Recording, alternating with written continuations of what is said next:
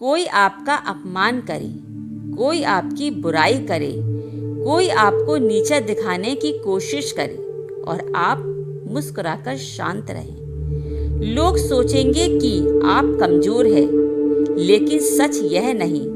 संसार में सबसे बड़ी शक्ति शोर मचाने में नहीं, बल्कि स्वयं पर नियंत्रण रखने में है। उफनती हुई नदी शोर करती है, लेकिन अथाह समुद्र शांत रहता है।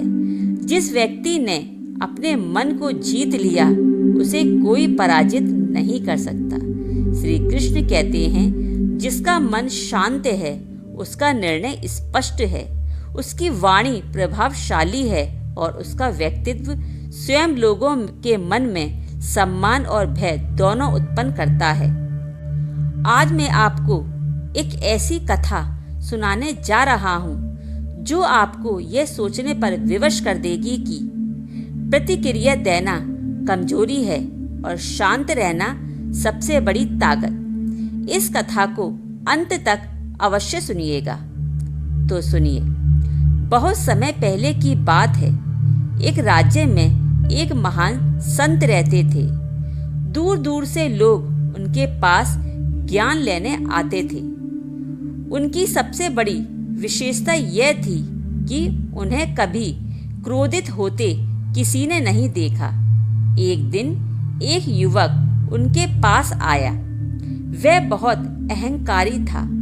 उसे विश्वास था कि वह संत को क्रोधित कर सकता है।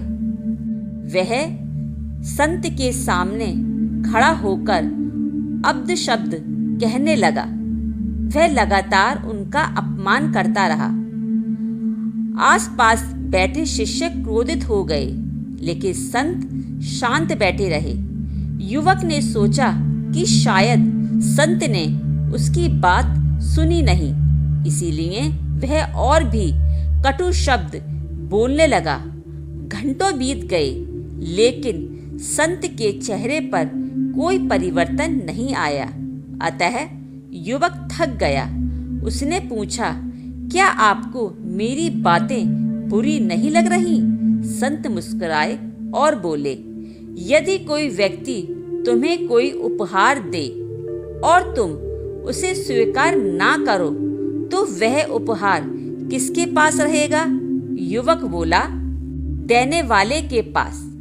संत ने कहा, ठीक उसी प्रकार तुम्हारा क्रोध, तुम्हारे अपशब्द और तुम्हारी नफरत मैंने स्वीकार नहीं की, इसीलिए वे सब तुम्हारे ही पास है।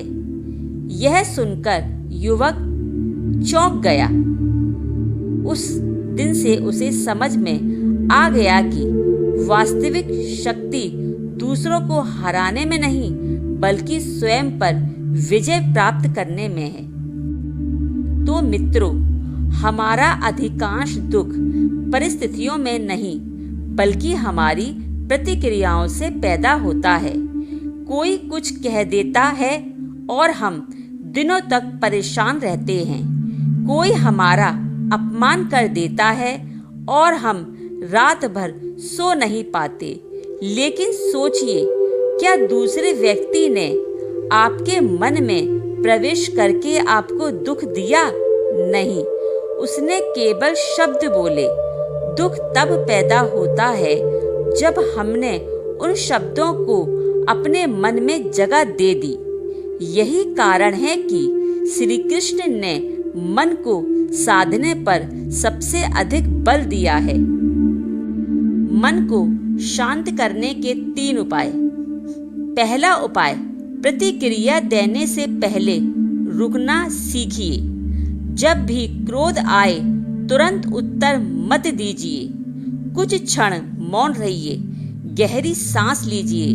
अक्सर 1 मिनट का मौन कई वर्षों के पछतावे से बचा लेता है। दूसरा उपाय, हर बात को व्यक्तिगत मत बनाइए।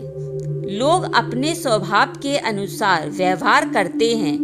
यदि कोई कटु बोलता है तो वह उसके संस्कारों का परिचय है, आपका नहीं। इसलिए हर बात को अपने सम्मान से जोड़ना बंद कीजिए। तीसरा उपाय, प्रतिदिन कुछ समय स्वयं के साथ बिताइए। दिन में कम से कम 10 मिनट शांत बैठिए। ना मोबाइल, ना टीवी, ना कोई शोर, केवल अपने विचारों को देखिए। धीरे धीरे आपका मन स्थिर होने लगेगा।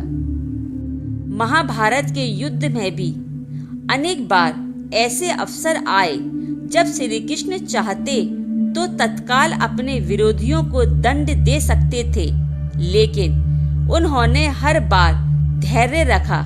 क्यों? क्योंकि वे जानते थे कि सही समय पर किया गया कार्य ही सबसे प्रभावी होता है। शांत व्यक्ति कमजोर नहीं होता, वह केवल अपनी शक्ति को सही समय के लिए बचाकर रखता है। जैसे धनुष पर चढ़ा हुआ बाण शांत दिखाई देता है, लेकिन उसके भीतर अपार शक्ति छिपी होती है।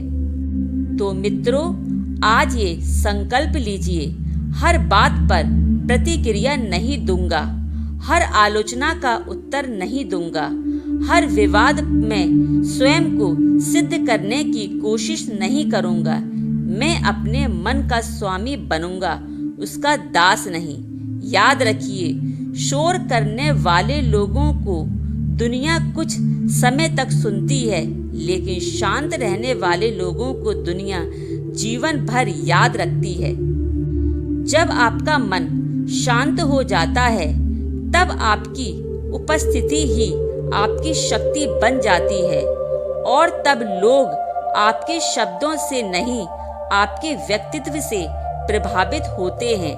श्री कृष्ण कहते हैं, जिसने स्वयं को जीत लिया, उसने संसार को जीत लिया। यह संदेश आपके हृदय को स्पष्ट कर गया हो तो वीडियो को लाइक करें, अपने प्रियजनों के साथ साझा करें और कमेंट में अवश्य लिखें, मेरा मन शांत है, मेरी शक्ति असीम है। तो इसी के साथ मैं अपनी वाणी को यहीं विराम देती हूँ।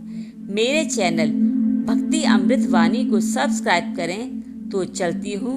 जय श्री कृष्णा। राधे राधे।